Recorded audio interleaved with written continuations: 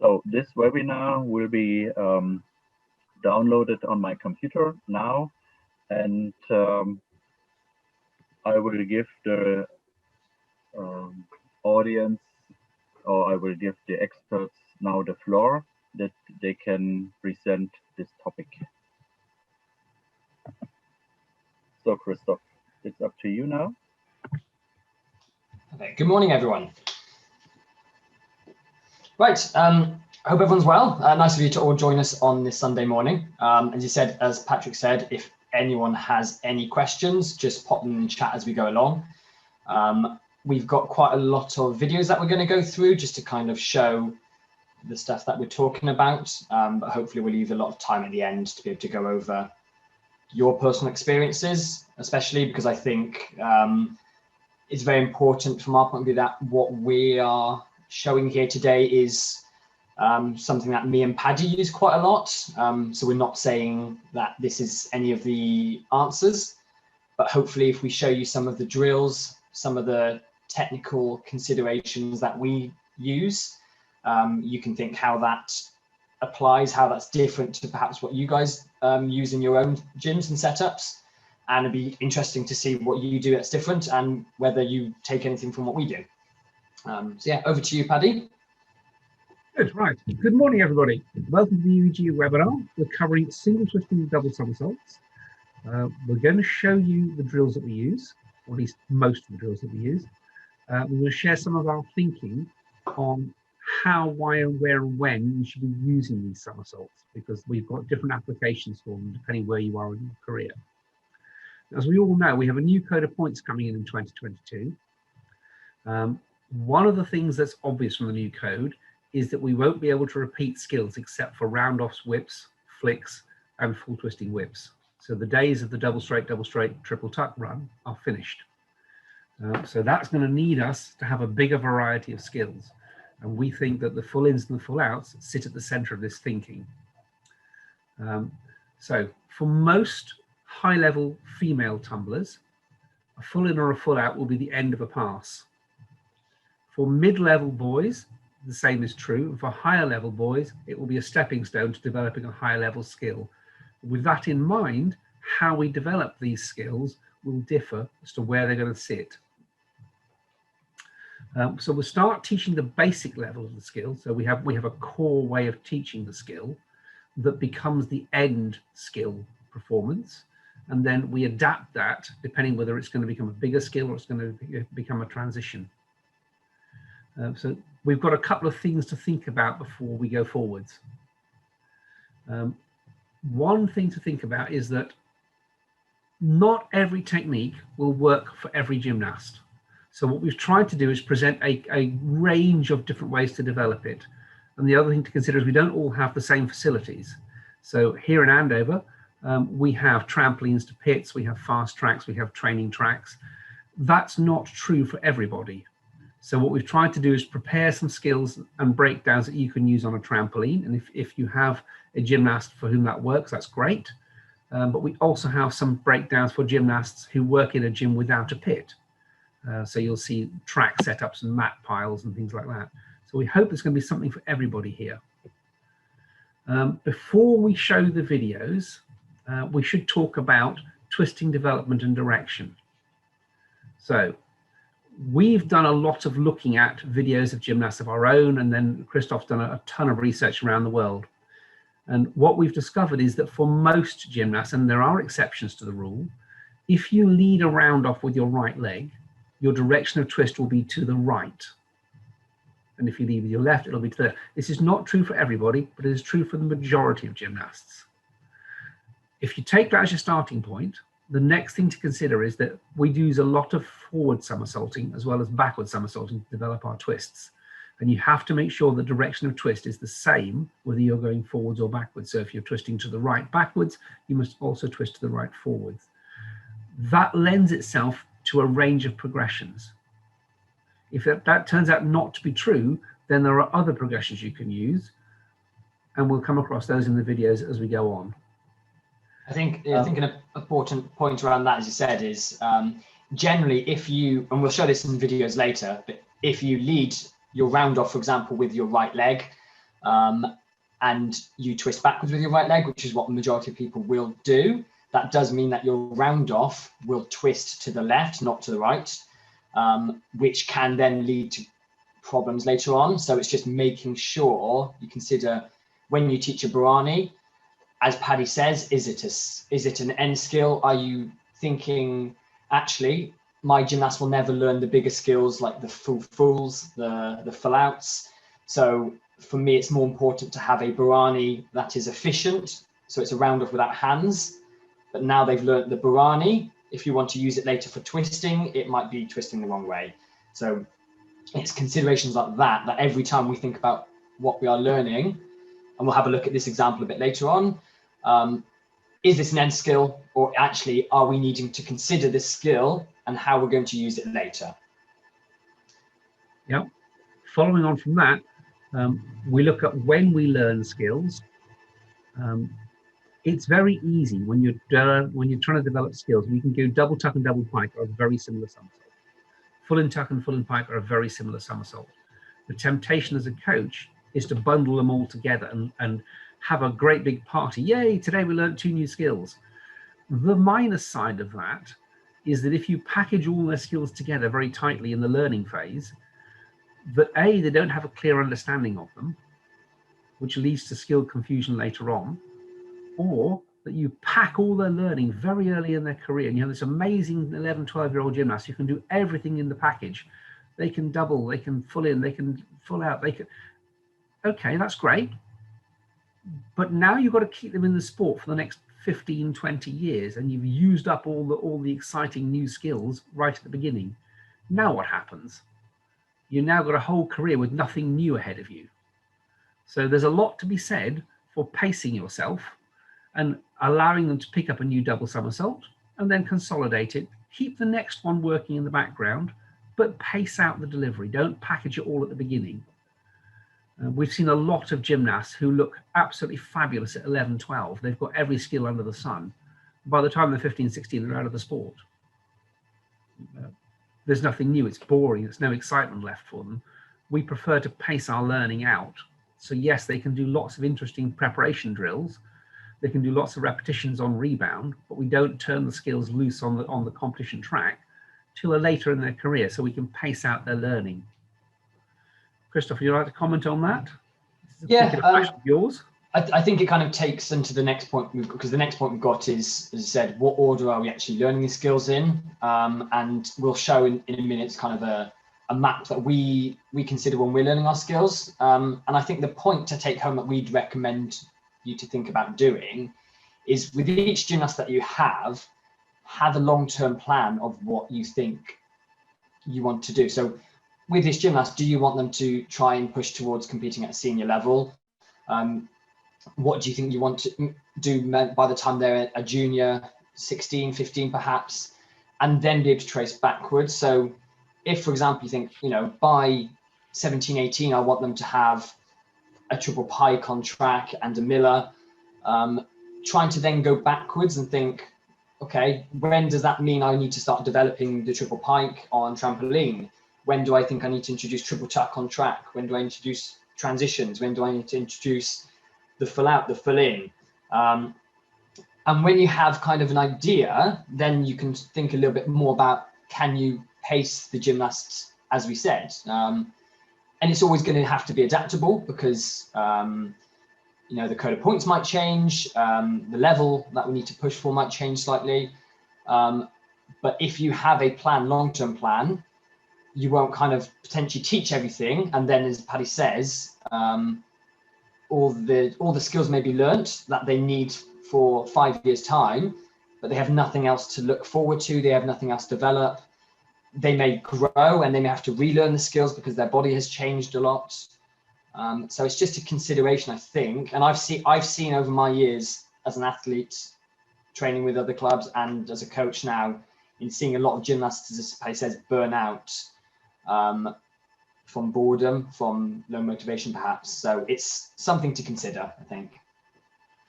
So the next thing we'll look at is what orders to learn the skills in. This will depend on your gymnast. So we've had gymnasts at our club now who are big and strong and powerful, but not necessarily very agile in the air. And for them, we've gone down the road of teaching double straight, and all their skills revolve around the straight shape because they're not particularly adaptable. We've had other gymnasts who are very adaptable, but aren't strong enough and powerful enough.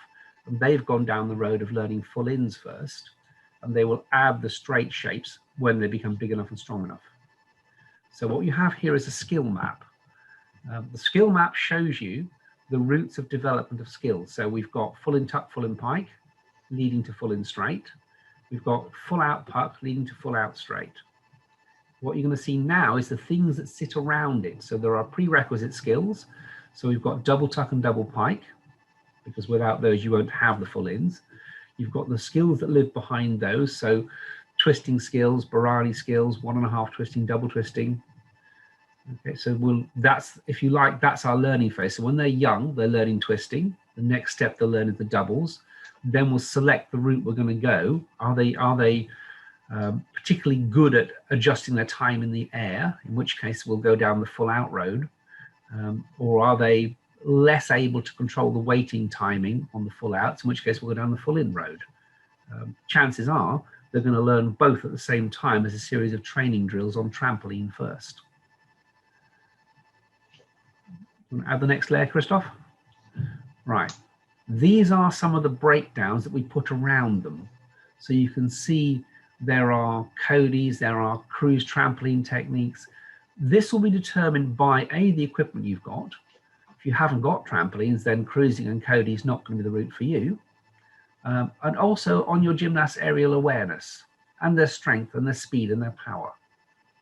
So there's no set order to these for us, because our method of development is to go trampoline first, learn the breakdowns, learn the preps, then trampolines to pits, then we go trampoline to landing areas, then we transfer to fast tracks, then we transfer to tracks with mats, and then eventually we go to track finally.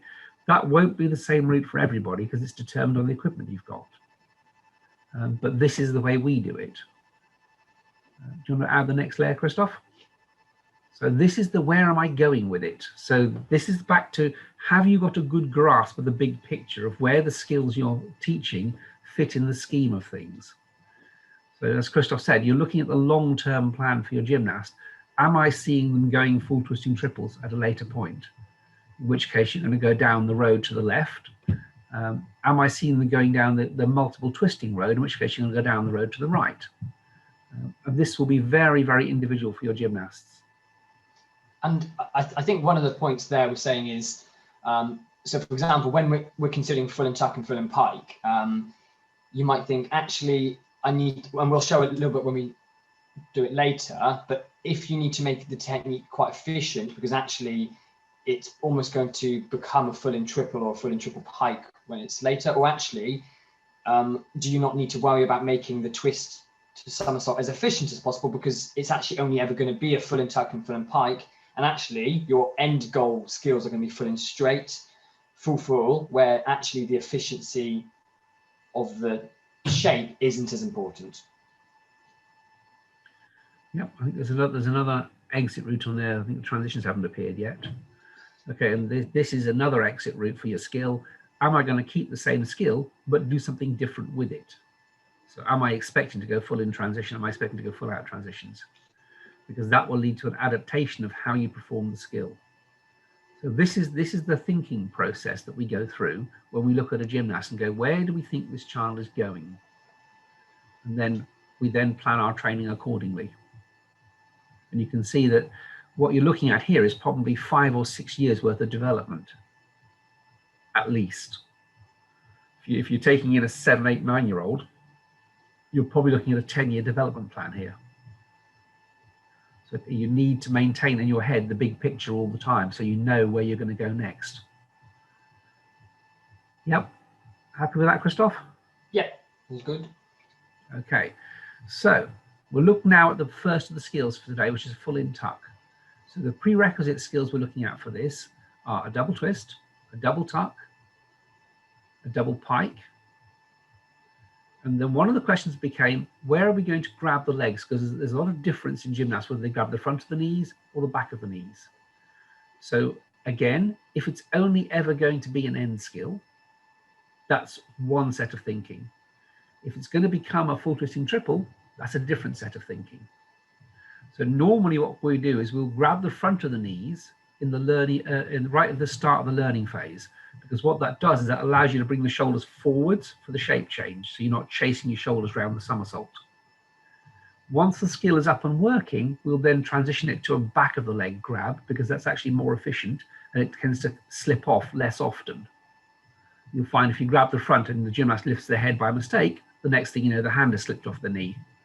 So it's a stronger, safer position to grab behind, but we'll teach the front grab as a learning phase to teach them to bring their shoulders forwards for the block movement. Yep.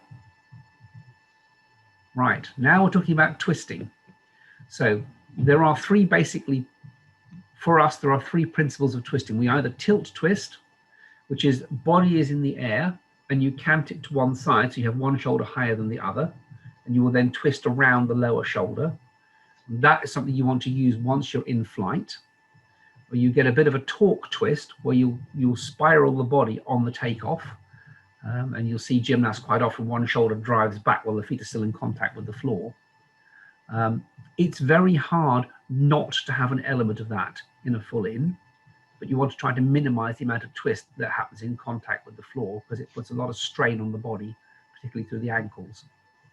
The third type of twisting is the cat twist, where you have an angle in the hips and you use one half of the body to twist against the other half. Not great, and I would not be advocating that. How much twist should be complete before the shape change? So this was an area of contention between Kristof and myself, because I like to go a complete full twist and stop and then kick the shape over the top. But I've changed my mind over the years. Kristof has converted me. It's been a long and painful process. We now teach a 3/4 twist position before we shape change, which implies that you're going to kick around the corner of the twist. It's not completely square. We don't go 360 stop kick. We go about 270 and then drive it around the corner at it. What that will cause is a momentary leg separation before the legs then join, and you'll see it with some of the videos. It doesn't look as pretty, and it does lend itself, if the judges are in mind to do so, they can pick a hole in it, but it's actually far more efficient. There you are, Kristof, I've conceded, it's far more efficient. Yeah. And there's a time and a place for both techniques, and we'll show you that as we go through. And again, it depends on what the purpose of the skill is. So, bringing the shoulders forwards. You need to try to think about, I know it doesn't sound right, but most of the actions are forward actions. There's a forward shoulder snap on the shape change. There's a forward hip press on the takeoff. There's a forward movement of the shoulder for the twist. Although it's a back somersault, all the actions are forwards. So with that in mind, we use Barani back out to teach the shoulder shape change position. You'll see that on the videos in a minute. Kristof, would you like to comment on this one, because this is your area? I'll go into it a little bit deeper when we show the videos, I guess, because that will give them a easier way to visualize it. Yeah. Okay. Again, it depends on what you've got. We do a lot of trampoline. You'll see a lot of trampoline drills on the videos we're going to show you now, because we have a philosophy. Basically, teach the technique on trampoline and then add momentum from the actual tumble pass itself when you get to fast track.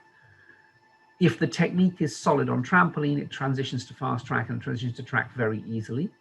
If you're relying on going down the track at speed to be able to perform the skill, the chances are you're using the momentum to get you round rather than brilliant technique.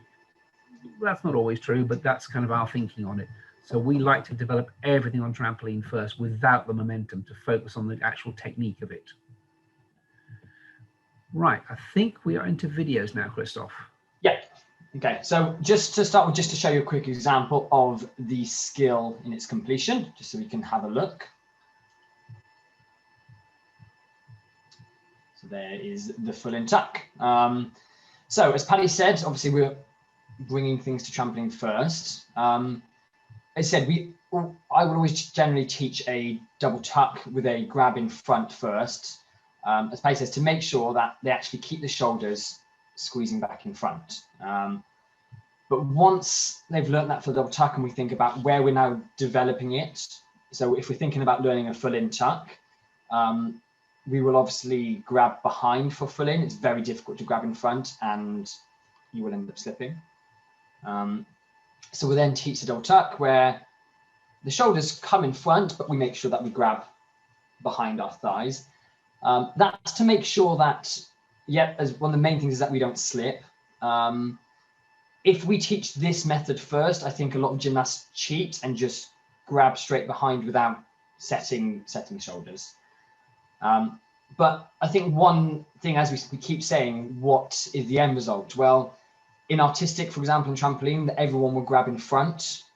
So we've considered that we need to do the same. But in tumbling, there's a lot more momentum linear. So actually, it's important to make sure we have control of the shape. And ultimately, triple tucks, you don't get deductions for grabbing behind versus in front. I think you still do in double tuck, unless I'm wrong. But if you think double tuck is the end result skill for that gymnast, maybe you'll always keep it grabbing in front.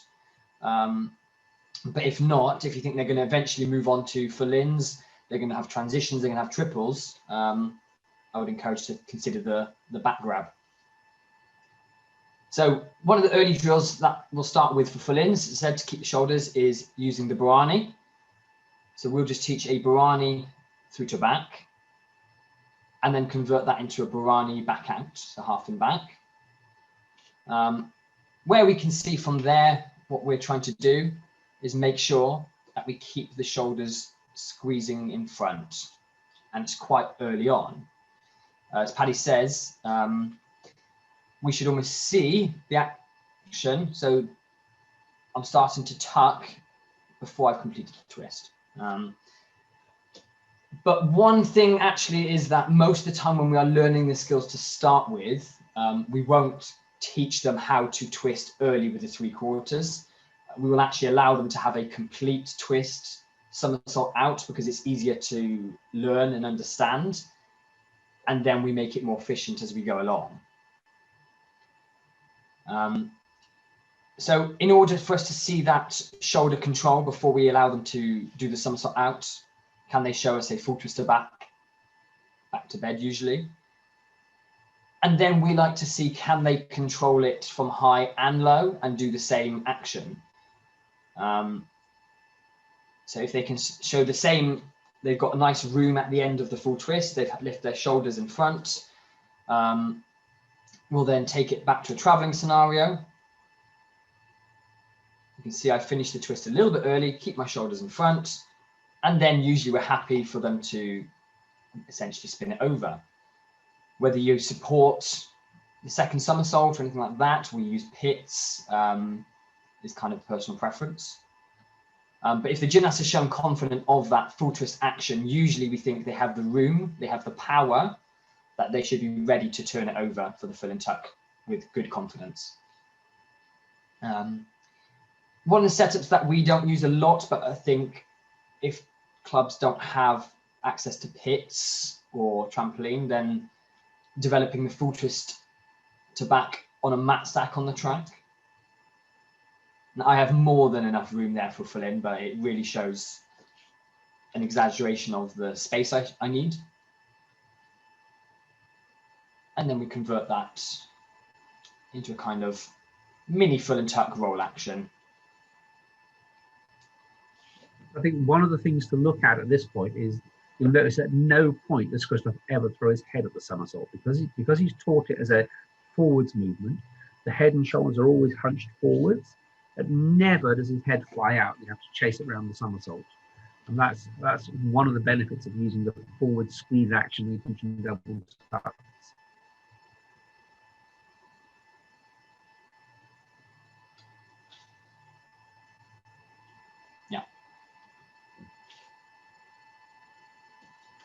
Okay, full in pike, very similar somersault to full in tuck, as in it's got the same setup, it's got the same full twist, it's got the same timing of twist, and then you just kick it in. Most gymnasts will find full in pike easier than full in tuck, because the sweep in action of the long legs actually makes the thing spin easier than the scrunch in action of the tuck. Not everybody, but most people will find full in pike easier. Once you've got the twist working, and it'll become particularly apparent on the pike, we teach it as a complete full twist and kick over, because that's an easy to understand concept for the gymnast. Once it's up and it's working and it's safe, we then start to evolve the timing of the twist. So we talk about through the 3/4 twist position. And Kristof, in a minute, I go through your like figure of 8 shoulder action. That's something I've got off Kristof recently. He uses it. So if I'm twisting to my right, I'm driving forward with my left shoulder for about half the twist. And then as I come round the 3/4, I swap to the other shoulder. It looks like a figure of 8 movement, like you're rowing a canoe. It's an odd concept, but it actually works really well. Once the kids get it, it's very, very efficient. Yeah, sounds good, Paddy. Yeah. Yeah. This next, well, in the next set of video clips, you'll see the split leg position. This is what happens when you kick a twist at the 3/4 twist point. When you look at the big guys on full twist and triple pike, for example, you'll see a split leg position as it drives into the second somersault, which then corrects itself to the finished pike position. Very, very efficient. Not okay. Speaking as a judge, not terribly pretty. Putting my different hat on now, putting my coach's hat on now, actually ferociously efficient. So you're balancing, does it look beautiful versus does it work really well? And sometimes you have to strike a balance. If there's one thing that I wish I could change, and it's to lobby to get the split leg in a full and pike as not a deduction, because I actually think it looks full and pike is my favorite skill out of any skill in the whole tumbling universe. And when it's got a good split leg, I actually think it looks brilliant. I think because the efficiency of it, and for me, it goes back to artistic gymnasts, maybe in like the 80s, like female gymnasts, and doing full and pikes on the floor, where if they're not efficient, if they don't split their leg, they are not going to be able to do the skill. And there's always exceptions. I think, as you said, Paddy, with the full and triple pikes, I've always thought there's a couple of gymnasts who don't split their leg. But what they do is they do split the leg, they finish and join it very, very quickly, so you don't see it. Yep. So even gymnasts like Vadim and Caden and people who twist really, really fast, they do have a leg split and they just join it and really kick it. Yep. I've seen Ruben Padilla on double mini. He does a little bit more of a full twist pike without much leg split, but on double mini, you don't have to be as efficient as you are on track, on tumble. He's got all the time in the world, doesn't he? Yeah, exactly. I think Patrick may have run off to set fire to Cody points on your behalf, Kristof. There's a group of us. There's a group of us who love the full and pike leg split. So we'll slowly convert the world, hopefully. Right, moving forward. Is it an end skill or a stepping stone? That, again, this will affect how much you stress about the split leg. If it's a stepping stone for a full twist and triple pike, you're going to live with the split leg because it won't get round otherwise. And even the guys who don't appear to split it still have a tiny split in it. And we'll see the drill on the floor now. Okay, you want to run the videos, Kristof? Let's have a look at them. Yeah. So just an example of the full and pike skill.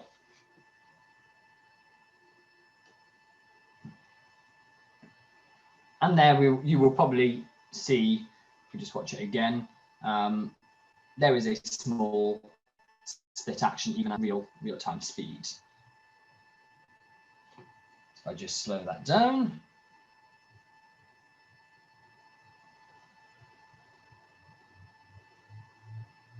And there's your 3/4 timer, and split legs and join legs. So in a full twist and triple pike, the second somersault will never have a split leg. It's only the first one, obviously, to convert the twist at the 3/4 point into the somersault shape. But as Paddy said, we will traditionally learn it without the leg split to start with, even if we're planning on using that for later. So again, we like the Brownian tuck, we learn a Brownian pike, and we convert to a full in, almost a bit of a late pike. I would recommend anyone to watch, Fred Yeadon did a talk on twisting in trampoline discipline gymnastics on the UEG webinars. He talks a lot about aerial twisting that we will look at later. If we're not going to be the massive experts on the biomechanics of it, but if you want to underpin the knowledge, I would definitely go there. It was good. And he talks a lot about, for example, when you pike, it will stop the twist because it will create a wobbling somersault. And that's why I think if we want to pike as efficiently as quite early on, the leg split is what we need to stop the wobble in my head. So now starting to develop the leg splits, using the Brownian, now using the full in.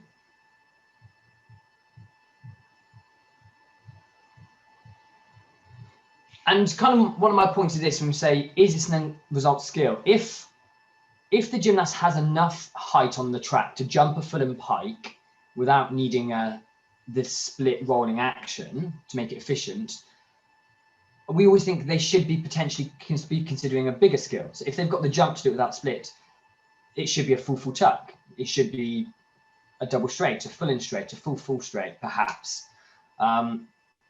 So for me, when we do it a low action here, if I don't make the twist to pike as efficient as possible, I'm not going to complete the skill. So for me, it's not a skill that I do compete, but I always consider it a backup skill. So the use for me for full and pike now is if the transitions have gone wrong, which in this competition I made a big mistake, and I automatically did a full and pike as a recovery skill. We can see I have quite a considerable leg split. As a get out of jail skill, though, it worked very well. Yeah, you see, at this point, my shoulders are being kept down quite efficiently as I then drive into the pike, and now I've finished the twist. So something to consider, and the more you start to watch full-ins, especially at the high level, especially the full-in triples, you'll probably start to notice it a little bit more, and that's just kind of our explanation of why we actually do develop it on purpose. So just looking, again, similar to the full and tuck drill that we had, using it on mat. Again, we can see keeping the shoulders down, keeping efficiency. For gymnasts, so a lot of the time when gymnasts aren't twisting as efficient as possible, we just try and introduce the roll technique on the floor, which helps us for them to consider when they need to attack the twist, when they need to have that small leg split almost.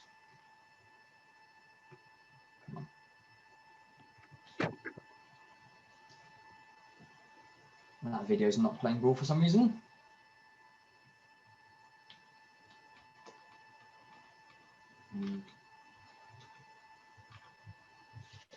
Sorry, as in the videos aren't playing now. 1 minute, let me try that again. Sorry, guys. We would like it measured. We have rehearsed this more than once.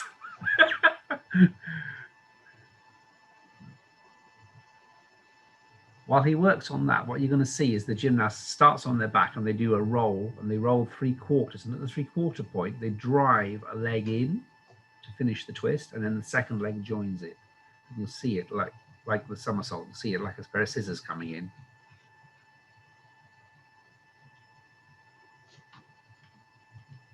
There we go. Sorry about that. There it goes. Just show that again. Required black boxes. Yeah. So a bit of a roll. And that's that pike, but here I just start to roll it into the shape. that's obviously too deep a shape. We're never gonna hit a pike like that. That's just to show the movement. So just from the side. And the tuck, the reason we talk about the pike a lot is because the tuck is less noticeable. You will still have a small, almost separation from the legs. Because in the twist, you should never be twisting symmetrically. You always want one shoulder isometric to the other. And that's why the legs will do the same. So full outs, Paddy. Right. Okay. Twist direction for full outs. We've talked about the need to twist the same direction forwards and backwards. Question that you have to ask yourself is, what is the full out going to become? So we have a full out puck, first of all, and it's got several options. It can become a full out straight. It can become the back half of the puck full. We used it right at the early stages of a Miller drill. What you have to be very clear in your head is the direction of twist. I will put my hand up at this point, and I made an absolute classic error early in my career. I had a gymnast who did full in very nicely, and I allowed her to learn full out, the usual kick to the floor, half turn, blah, blah, blah. I didn't pay attention to the direction that she did it in. My mistake, because it turns out, for a gymnast, if you're upside down in the second somersault and you do the twist, it feels back to front. So she did the full in to the left and the full out to the right. And when I came to try and join them together for full, it did not go well. So we had to go back and relearn the full out. So as a coach, I would invite you to pay a lot of attention to the direction of twist of the full out. You've got a number of ways to teach how you do the twist timing. So if you have trampolines and you have a very visual gymnast, then we'll go through a set of drills. We'll call them the Cody drills.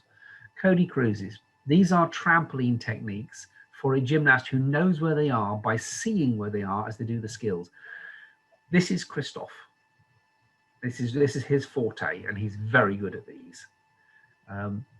Not all gymnasts see where they are when they're upside down. As a coach, I have the horror of it.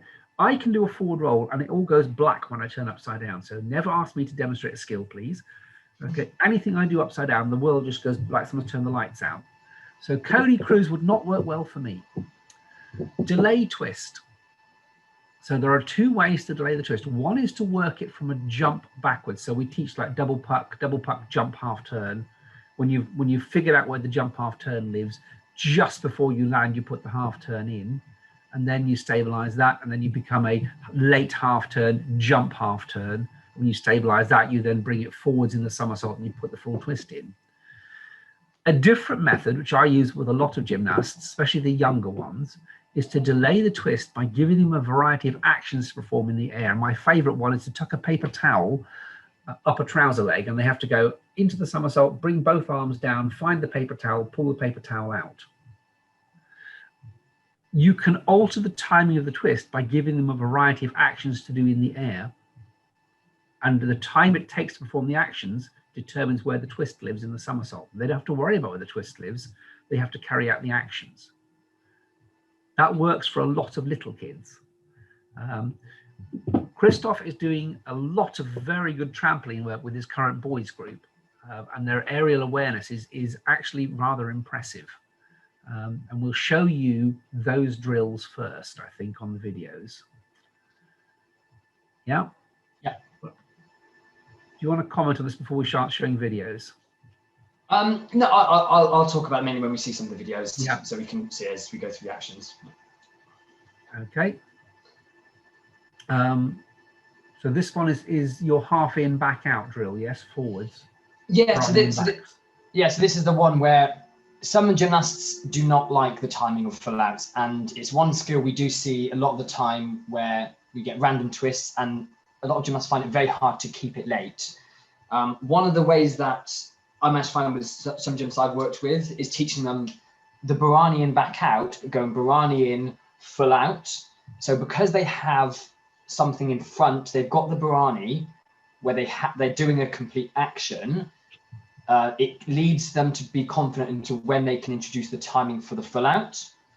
And we always say there's the skipping to full tuck, where we see some gymnasts not be able to do a full out, but actually be able to do full timing brilliantly. And they can do the full action as if they knew exactly where they're doing the full out. But we know different.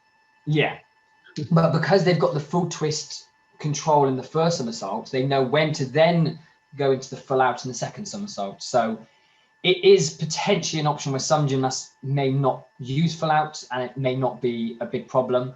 But yeah, otherwise use the half and full potentially. We've got a couple who've got full that works really well and can't do a full out if you paid them money. So then the question is, are you going to learn it on a track with a mat setup? That's quite difficult if you haven't got pits. You literally end up going double puck, land, jump half turn. Then when that is settled in their head, you invite them to bring it forwards, see the floor half turn before you land, and then add a jump half turn to that. It's not impossible, but it's much more difficult without a pit. And we try to develop the cruising method, or the correct timing on a track mat setup to high mats, and I couldn't do it, just because you have, when you're going to flat, you can really go over the top. I was really holding back when I tried on a mat setup, and it's not something we've ever used, is it, Paddy? No. So I'm sure there'll be people out there who will be able to give advice if how they've done it, but not something we know. I mean, full out is difficult because the timing in their head of waiting, turning is a difficult thing for gymnasts to do. So full out versus full in first. Most gymnasts will learn full in first because they're familiar with twisting from the floor, doing double twists and doing single twists. So it will be a combination of things they've already got: a full twist on floor, a double twist on floor, a double tuck on floor. Putting it together into full in tuck is not a huge leap of faith for their mind, whereas full out is a totally different concept for them. Having said that, I would much prefer them to learn full out first. I'm usually full in first myself. Yeah, I prefer full out. At the end of the day, they're going to want both anyway, so you do what works best for the child.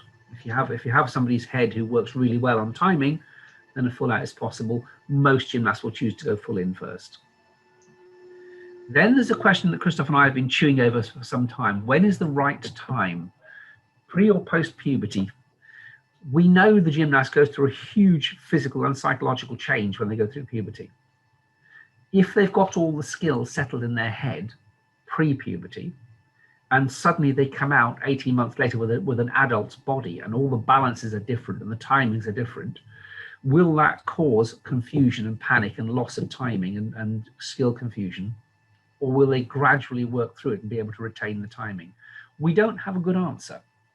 The answer will be very individual, and we can't predict how a child is going to go through puberty. Are they going to shoot through it in a very short period of time with massive changes, or they gently creep through it and you'll hardly notice the change, a very gradual transition? I don't know. In the past, we've held off teaching full outs. Right now, I'm inclined to teach the breakdowns and the timing and the drills and not be too worried about whether the skill's in place or not. Because if the breakdowns are in place, you can always reassemble them post-puberty. Yeah, this is a question we've asked for a long time, me and Paddy, as you said, and maybe in 10 years' time, after I've worked with my 4th, 5th generation of gymnasts, I might have a great idea. So I'm almost guessing. As I said, I think usually we try to have that steady learning of skills, but I think a lot of the time, post-puberty gymnasts get a lot more, there's a lot more of a fear factor. So it's something to consider. As you said, their center of mass will have changed massively, so it will feel different. So during puberty might be a difficult time, probably not encouraged to be playing with late twisting timing. So if it's not ready for puberty, then it's not ready. We should never be pushing it if it's not. But actually, should we be learning it and then almost relearning it afterwards, perhaps with a different timing? I think it depends on the gymnast, on their awareness and capabilities. So a question to consider, I think, for the whole community, if anyone may have any advice for us even. Yep, we have no shame. We will steal good ideas from anybody. Right. Cool, right. Here we So, go. an example of the full out, just so we can visualize it.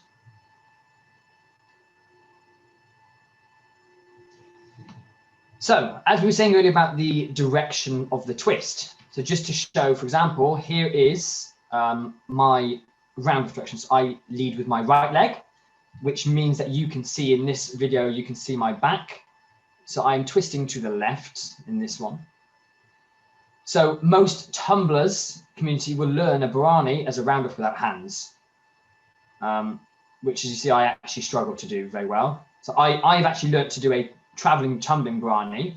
So in that one, you can see my back. This time you will see my stomach. So I'm twisting this one to the right. So that is the same direction as my back twisting.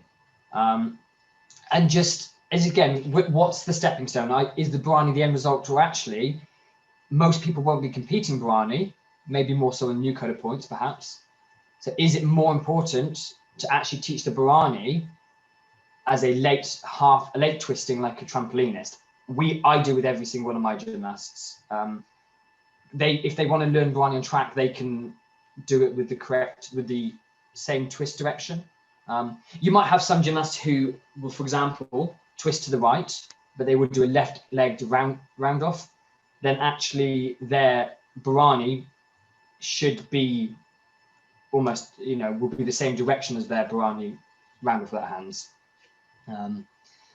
So here's what we just teach to make sure the twisting direction is correct forwards. Usually we teach pike to start with. As a pike late half helps them drive out for the twist. Move to a straight Bharani, just to make sure that they are confident in their twisting direction. We will go on to Rudy's and Randy's and the bigger twisting skills forwards as well. But one of the important ones, I think, is the full twist forwards, because it's as Paddy says, when your vestibular system gets put upside down, a lot of the time you feel like you're twisting one way and you feel like you're twisting back on yourself. So it's a hard concept to understand until you do it. So we find it easier to teach a forward full twist for them to understand the concept of almost them feeling like they're going back on themselves. So again, if you can see my stomach and then my back. A couple of other skills in anticipation for full outs. We start doing a few double fronts, so 1 and 3s to back, ready for double front half out. Just for them to learn the Bharani out action from something that precedes it. So instead of just a normal Bharani, either a Bharani ball out, double front half out. Maybe difficult for a lot of tumblers. A lot of tumblers may never spend enough time working on this stuff to make it useful, but we do. So Paddy said we have the first method, which is where we use the Cody. So for us, it's a prerequisite skill that a gymnast has to be able to Cody before they can do full out, mainly to introduce them to having to wait. So from the Cody, the lazy back, into the tuck. If they tuck straight from the floor, this Cody will get stuck. So the Cody, for them to learn it, they have to learn to wait from the bed and then tuck almost when they feel like they've gone past the vertical. So if I show that the main action happens over the top. So that's one of our prerequisite skills in a way, just so that if they can understand that, then they've got an element of having to learn to wait before they make an action. The harder skill is to then start to use it to actually develop the twist. So we just teach it going to back. We teach this cruise method, which a lot of trampolinists will utilize, not so much in tumbling. We come over the top, so we should see almost a bit of a straight shape or a driving shape because it's twisting over the top. We'll then duck that.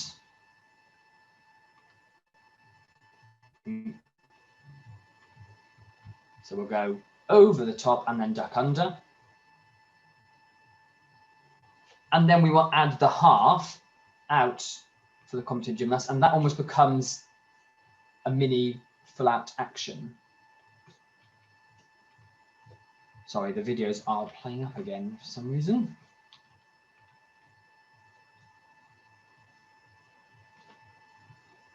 Sorry about this, guys. I'm going to have to try doing what we did before again. It's the sunshine. We're not used to it in the UK. It's interfered with our internet.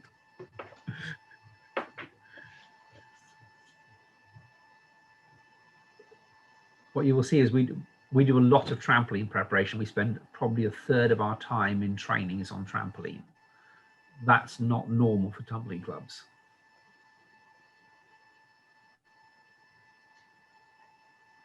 No, and obviously I had a bit of a background doing a bit of trampolining, which I think did help some of my skill progression. But as I said, I do think it's something that is important if you have access to it to help. So we even do a lot of seat drop to front drop to back drop, all the just small movement orientation, which I find helps massively. But hopefully this should be working now.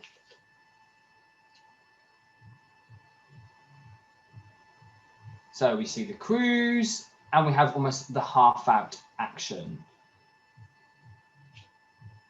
When we see how this applies into the actual full out, the timing should be the same because it shows we have the driving over the top action. So we would start with tuck back to back, half to front for those who are confident, and then we jack it under. And then we see that turns into the timing for the full out. I'm getting a bit of a delay now, unfortunately. So I see to start with here is where we almost start thinking about twisting. So it's actually quite early on in the somersault. We then drive the twist to what we call this 11 o'clock position. At 12 o'clock, we should expect to see the gymnast almost facing us, depending on where we're standing. And we drive past. So the gymnast will keep in contact. If they're very visual, they should be able to see the floor for almost entire skill. They shouldn't be able to see the ceiling throughout the entire skill. So we see this 12 o'clock stand position. And we say the twist always starts at 11 and then drives to 1 o'clock. And that's the important bit that we see the movement cruising over the top. That's where we want the twist to live almost. So if we see an example of an exaggerated cruise full out. So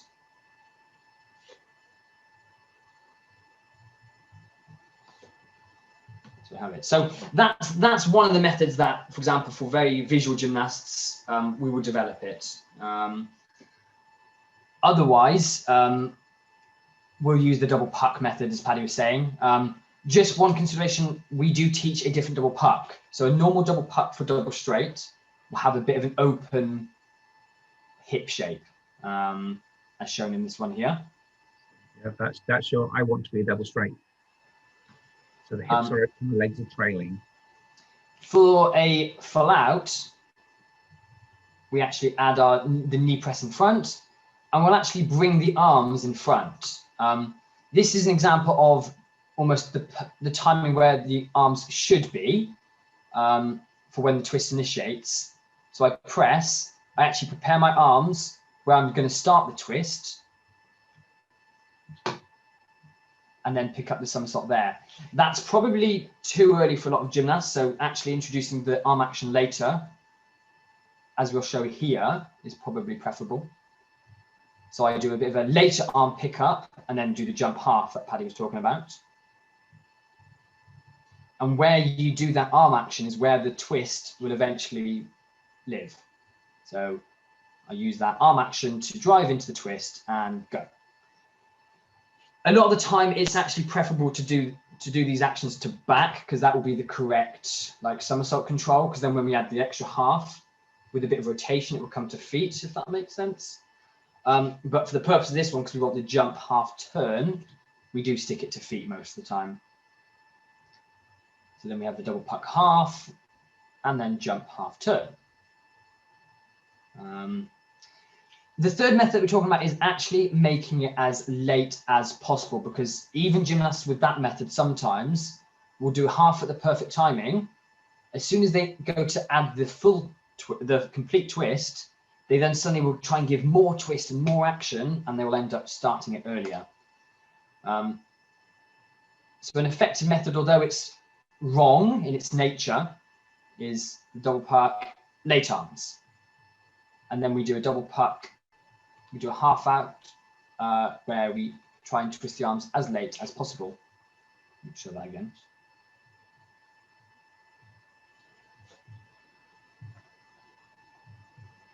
Oh, I see it is sticking. It's a bit clunky for some reason. Let me try it. Hopefully you can just about see that there is a double puck, bang, late half into the pit. If we see for the, oh my, what is going on?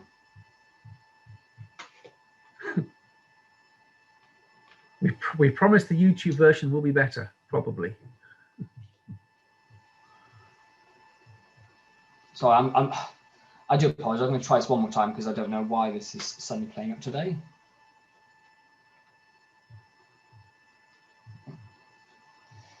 So yeah, so we'll have that really, really late twist action, just so that actually when they do start to bring it forward, they're quite confident in it. Right, this is having issues for me at the moment, unfortunately. I'm just going to try and restart it. Sorry, guys.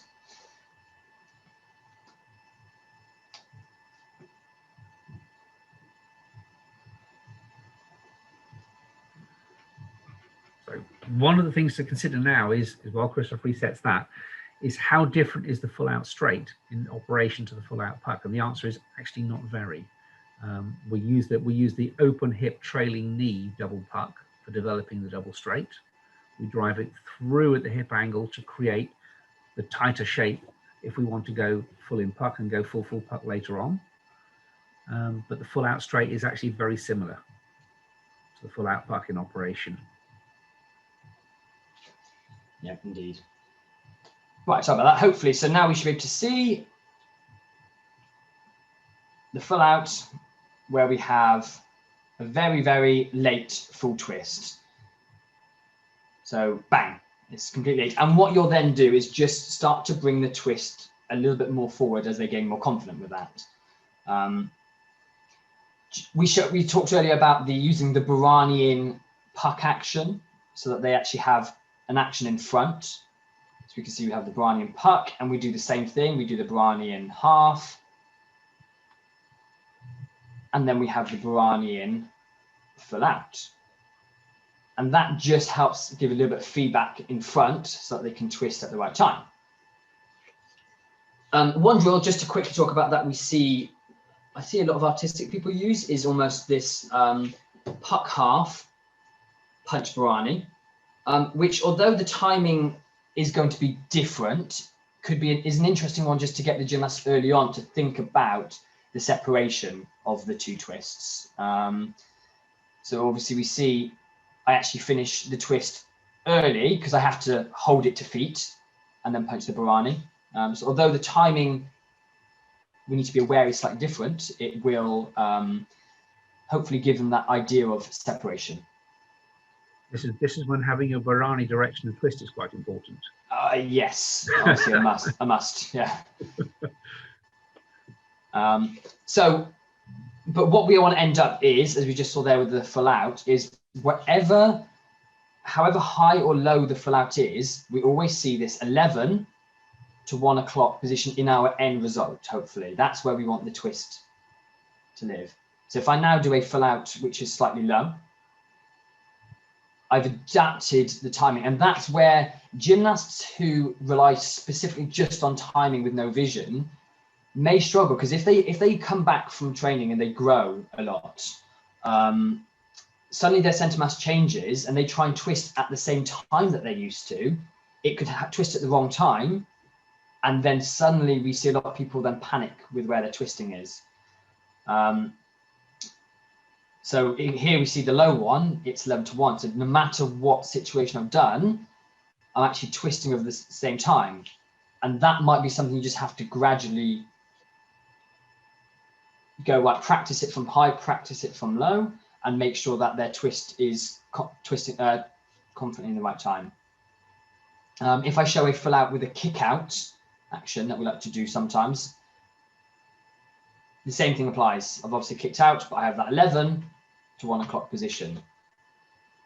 So you can see on the left hand, we've got the high, low, kick out, the high, low, kick out on the right hand side. And pretty much they're quite similar. And this is the position that a lot of the time with the coach, I'm looking to see that they have that stand-up position at 12 o'clock. If they've twisted too much or not enough into that position, they'll get a little bit stuck. So yeah, Paddy, as you were alluding to earlier with flat straights. Yeah, is it a lot different? No, not really. It's a very technique-wise, the twist timing is the same.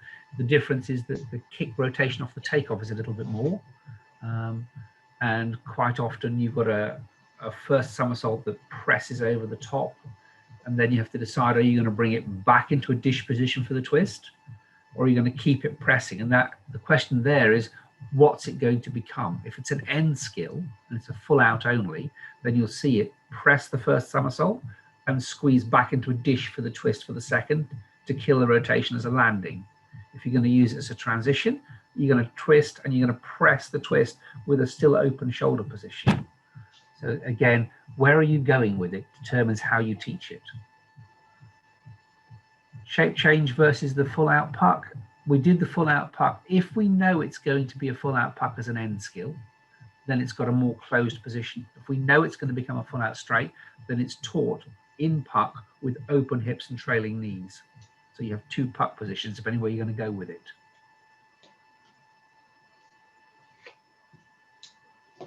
When to introduce the double straight? This will depend on the speed and power of your gymnast. So again, if you have a strong, powerful gymnast with a lot of jump, then double straights where you'll go quite early. If you have a smaller, lighter gymnast who can't basically muscle a double straight round, they'll go to the full in tucks first. So when you introduce it will depend on your gymnast and where you're going with it. But generally speaking, bigger, stronger, heavier gymnasts will go double straight first. Yeah, and even we see a lot of time, even with some more, if they're quite technical gymnasts but not as powerful, they might even move up to full tuck on track. Yeah, before they have a double straight. Yeah.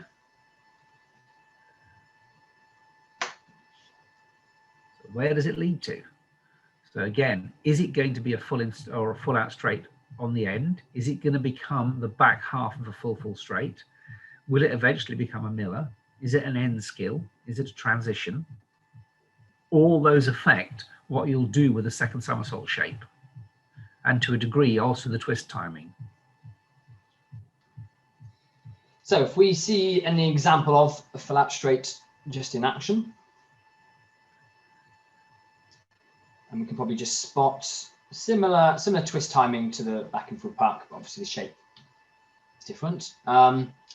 Me and Paddy always love to play with the full out straight with the arms, where we just exaggerate the cruise position almost, because we want to spread the twist out rather than make it a fast twist action. When we use it for later skills, for full straights and transitions, it's going to be less relevant, but it's a good control exercise for us. Full in pike is Kristof's favourite skill. This is my favourite skill. I love full out straights. I can watch them all day long. Yeah. So double straight half, potentially using as a prep. Most of the time, if gymnasts have the full out puck, we don't think there's a big difference in the learning curve for the full out straights. They can show a nice controlled double straight. We might go through the double straight half action. Very confident gymnasts, I see trampolinists might do a straight back to back half cruise to front, duck under, action like that. But most of the time, it will almost be straightening the legs out in a way, isn't it, Paddy? Yep. It just literally, it's a kick through with the feet. Full in straight. Okay. For me, this is a much more difficult skill than full out, because if you think about it, you've got a double straight. Adding a full out will not slow the somersault down. Adding a full in potentially compromises the first somersault, it compromises the setup and the kick. You're going from a slightly condensed twisting shape to a longer back shape, so it actually slows the somersault down. So for me, this is the most difficult of the full in, full out combinations. Speed of twist. Again, if it's an end skill only, potentially you want to go complete full twist, stop, lift over the top. But in reality, not many of us are going to use it as an end skill. It'll be a transition to something better, in which case you'll have a continuous rolling press with the shoulders, and you'll see that on the videos a bit later on. Yeah.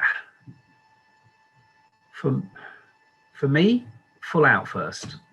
You've got a double straight, I will teach full out first. Full in just requires more speed, more power, more kick, more of everything. Full out is a much simpler, if they can cope with the timing of the twist, it's a much less demanding physical skill. Now, if they generally have a back and full puck, then it kind of works, doesn't it? Yeah. So here is an example of the full and straight to start with then. Where Paddy says almost there's a bit of a gradual twist action in that. So hopefully what we can see is it twists during the somersault, and we'll go a little bit deeper into that later. That's almost what we call the end result full and straight. What we generally teach to start with, because that's quite difficult to control, is the fast twist action, where you twist quite fast and press quite early over the top. It's a subtle difference here, but the main thing that we will notice is that actually I will complete the twist before the vertical, as follows, and then just press over the top. So think of that as an end skill. So using full in puck, I think full in puck is quite a hard skill. And a lot of the time, actually trying to introduce perhaps even, I don't do it very well, but even a more open hip position, exaggerate the legs behind. It's quite useful just to introduce them to think about the twist driving into a big big chest and hip press. So again, to also introduce the early twist, we can use the half in straight for gymnasts who are quite confident on the trampoline. But here now is the one where we're talking about the full in straight being a little bit more gradual. So you can see I'm starting, I've got the twist just kind of finishing that as we come through to here about 11 o'clock or 10 o'clock perhaps. I'm still twisting and I actually drive over the top because that's when we want the power. So here, what you can almost see, whereas with the full out, we had 1 o'clock and 7 o'clock with our body, moving to 11 o'clock and 5 o'clock. Here we almost see the legs at 5, so a 30-degree angle. The 10 is a 60-degree angle. When I drive, it's all, my feet have moved 60 degrees. My chest is almost moved more of 120 degrees, and that's almost, if that's what we expect to see, but that's where I would tell my gymnasts to think about making the action happen. So they don't press up to 12 o'clock and get stuck where the inertia will be bigger. Actually, they think about from this position, driving their chest from 10 to 2 o'clock. And that creates the extra speed needed for things like transitions, or to make the full and straight a little bit more efficient in my head. So just show an example of it low. Even then, we can see the constant twist with the somersault. Because I need to keep the rotation moving. I need the double straight rotation to be constant, that the twist can't stop the rotation. And just looking at it from behind quickly, we can see a little bit of the asymmetry of the body. So for the full and straight prep-wise, actually, how do we learn and develop skill? We will learn and develop the skill mainly. The main point we're trying to think about is having an early twist, finishing and pressing over the top. But as they get more confident, starting to develop the twist to almost blend in with the somersault. And we'll show you a greater example of that in a minute. So the question then is where do you go with these skills? So when you're looking at a transition, where we, on the end skill, we try to knock out all the momentum so that the skill went up and it went short and it came down with minimal travel. Here we actually want to maximize the travel coming out. So we're trying to maintain the momentum down the track and conserve our energy to be able to work to the second half of the tumble run. So we're looking now at letting the movement pass through the vertical rather than going at the twist that stopped and then resets itself. This is a blended pressing movement through the transition. Have we got some videos to go with this? So, well, which ones are we going to transition? It is easier if they have the whole range. It's easier to transition to straight shapes because you've got a bigger snap down afterwards.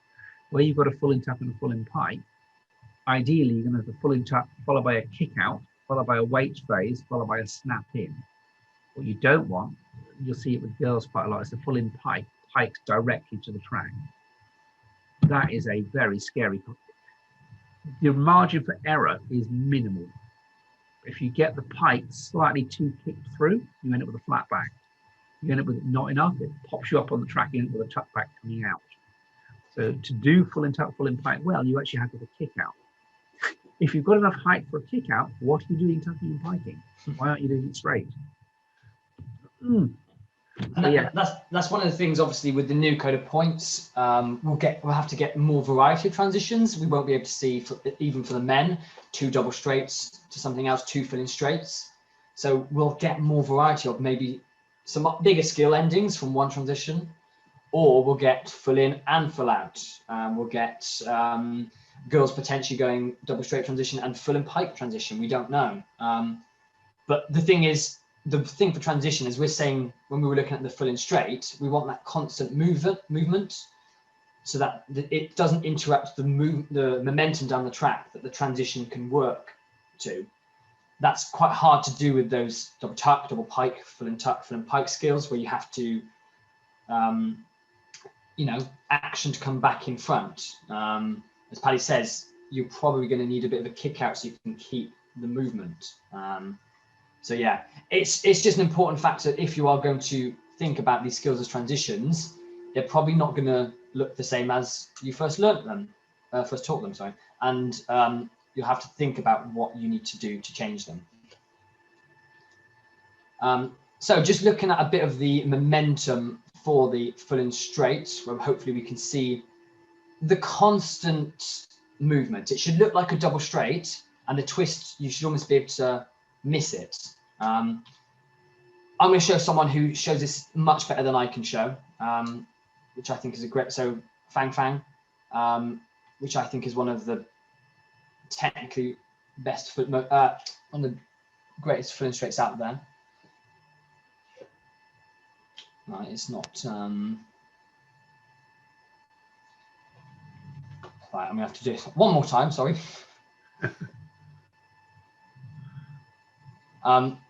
You just want to talk about the movement and transitions, Paddy. Yeah. So if you think about which skills we look at, let's take the full out puck, for example. This will transition quite easily because we'll set it, we'll set the rotation off the floor, you'll kick the somersault round, you'll have the height and the length all set. You then add the twist in and the snap out comes easy. Full in tuck, you have to block it, set it, wrap the twist round, then try and create the twist off the top. It's just much, much more complex. Cool. This is Kristof's favourite. So hopefully what we can see, there is a constant movement in that, and it's so efficient. So we'll slow it down because she likes to go extremely fast. So what you can see, the press out is perfect. It comes out with no loss of speed whatsoever. And she is extremely consistent at doing this. So what we can see here's the twist. Where she goes to the vertical, she's actually still twisting, and she presses over the top and drives the shoulders back. Think of it as a continuous press. It doesn't go twist, stop, press, or press, stop, twist. It continually presses all the way through. So full out transition is one that I compete myself quite a lot. We can briefly have a quick look at it. It will slightly adapt what the full out is, that I will twist a little bit earlier, just so that I can keep that press action over the top. So I will start twisting there. I will actually start driving over the top in the twist, rather than being able to see my stomach, because then I have that little bit of an earlier action to almost kick out and transition through. Cool, just to finish up then. Is it useful for tumblers? So this is a half in, half out. So like an Arabian double front half out, which is obviously also a full twist and double. Yeah, we've had a gymnast did this in the past who could not, for love nor money, he could not do full ins and full outs smoothly. So he literally did a half in Arabian over the top and then a very late half turn. Is it useful for tumblers? Honestly, not very. However, in the new world, when you're desperately trying to scrabble around to find new skills, if you don't have a whole range of new skills, it's a possibility. And I could see artistic gymnasts transferring across, having done double Arabians on floor, being able to do it. But would I spend a lot of time teaching it to my youngsters? No, not really. No, is it? I'm the same. As in, it's one I've always struggled. That it feels very different to anything we're used to. Trampolinists and double minions, for example, with doing a spot action where they can hold, lift, and they're coming back on the spot, it works quite well for them. For us, with a lot of traveling momentum, I think we can get more use out of a full in action or full out action. And it's, yes, we could convert this into Rudy and half out, half in, Rudy out. But I think most tumblers, will be looking full fulls and millers being more efficient in the future. So where we actually think we're going to end up going, full puck, full straight, double out. That's an interesting one. That's something we're playing with at the moment. Millers, miller pucks. Miller puck is a funny one.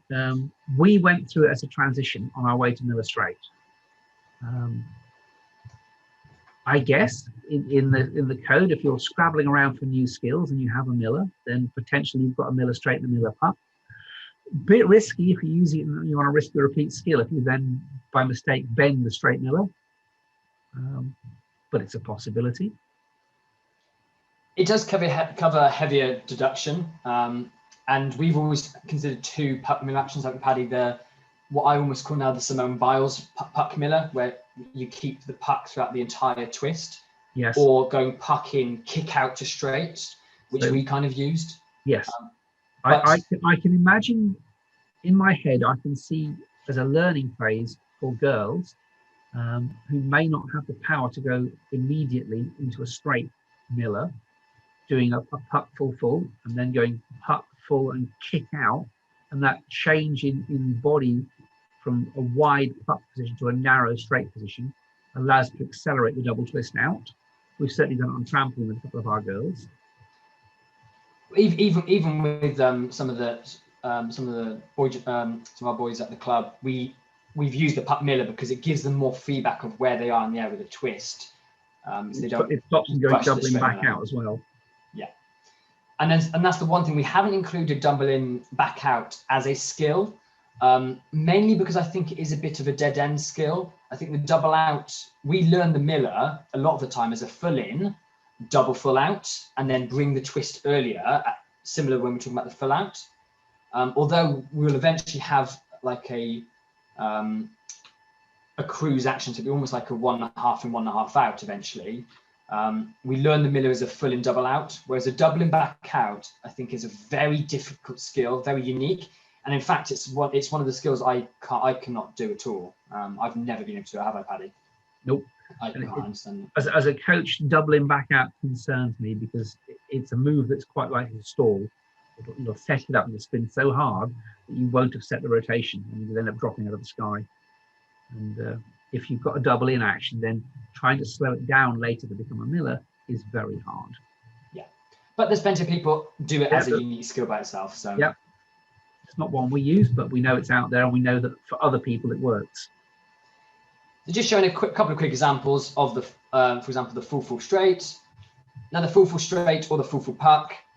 Usually, if you have a full in puck, a full out puck, and you understand the timing, we do a lot of stuff where we'll do standing puck full twists over to kind of a cruise action. But obviously, that could be a whole nother webinar. So we're just kind of saying there's a similar tactic to developing that. An example of the back in double out. And then just an example of the miller, just to where we might put some of these twisting skills that we've considered into bigger skills. And we've seen killers in competition, and even Lisitson, we've seen him do a 5 twister on track now, which like Zalman does on double mini. So there's some big, exciting twisting stuff out there that who knows where we'll end up going. Okay. And just to quickly see, the left-hand side is for example, the full out timing. The right-hand side is the miller timing. You almost have a similar, at 12 o'clock, you want to be stood up facing, but actually with a miller, you'll start twisting a little bit more early so that you can actually have an extra half twist at the vertical position. But again, for another day. Okay. Well, that's the end of our presentation. We have run well over time, as we expected we would. Yeah, sorry about that. Yeah. Well, I guess it's questions time. You're muted, Patrick.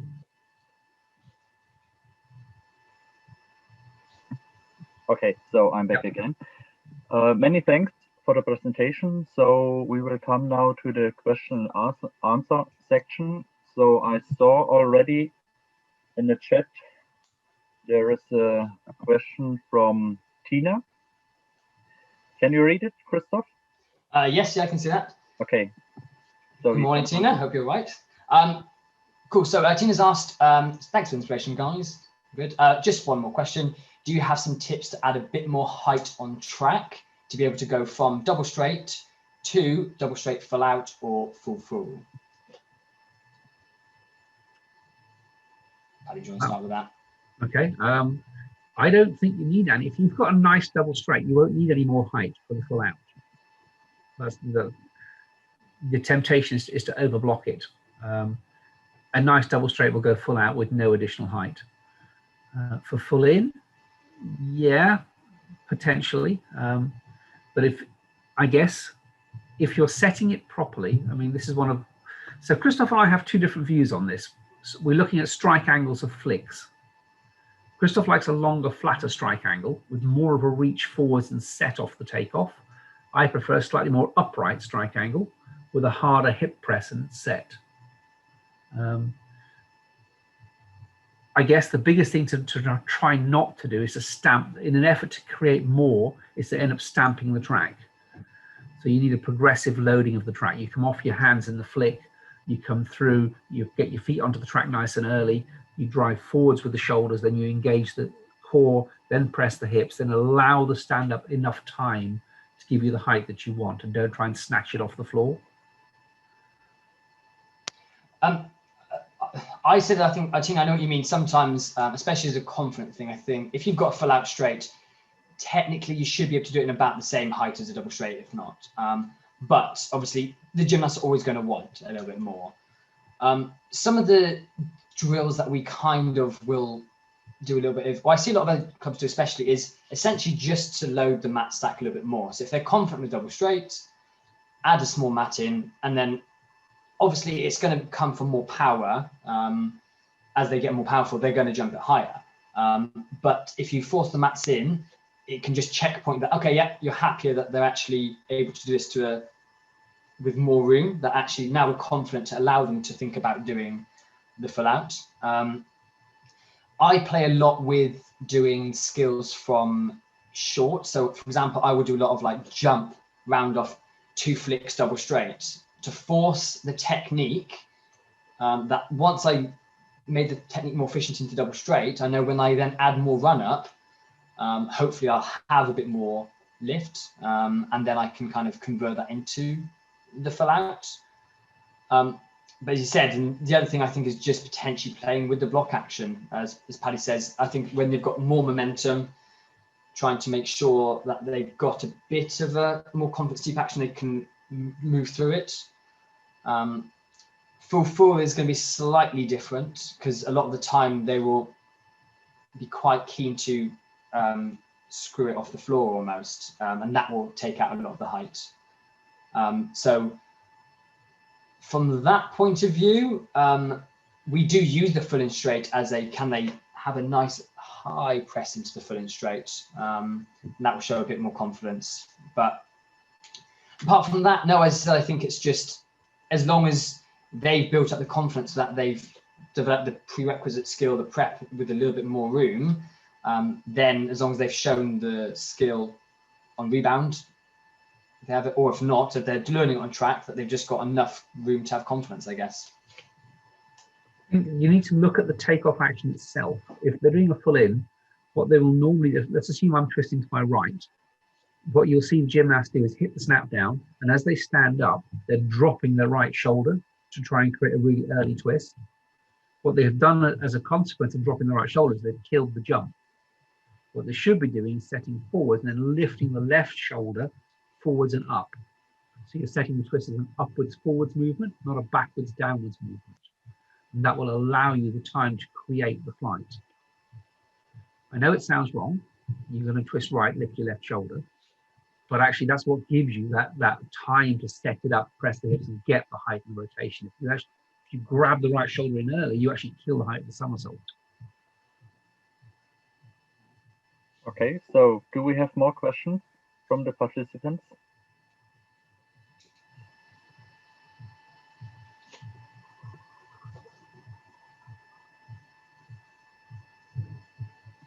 Probably done quite a lot there, overwhelmed. Yeah.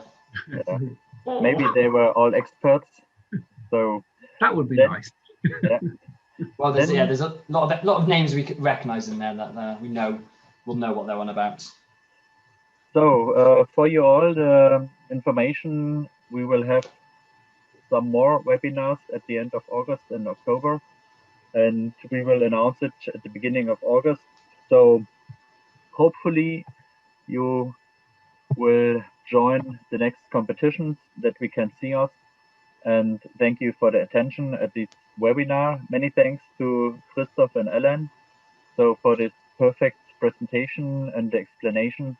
And for the participants, please tell it to your friends, the opportunity to have this webinar and to see how other coaches explaining to the skills and how to perform. So many thanks at the end, and hope to see you soon. Yeah. Sorry, just very quickly, just on that point you said, me and Paddy, I know we differ a lot, even in our styles, and we always try. So we know there's no one style for tumbling, and that hopefully today we're not trying to give the answer, but hopefully it's just a showing that we have different techniques, and just to consider some of the factors and how you might add it into different gymnasts, because we know we'll have a group of gymnasts and we'll do one technique with one technique with the other. Yeah. But otherwise, good luck in training for everyone, and hopefully we'll see everyone in competitions and camps soon and everything like that, which will be exciting. Hopefully all of us will take part in Baku end of the year. Yeah, fingers crossed for that one. Okay, so see you all. Bye bye. Thank you very much, everyone. Bye, guys.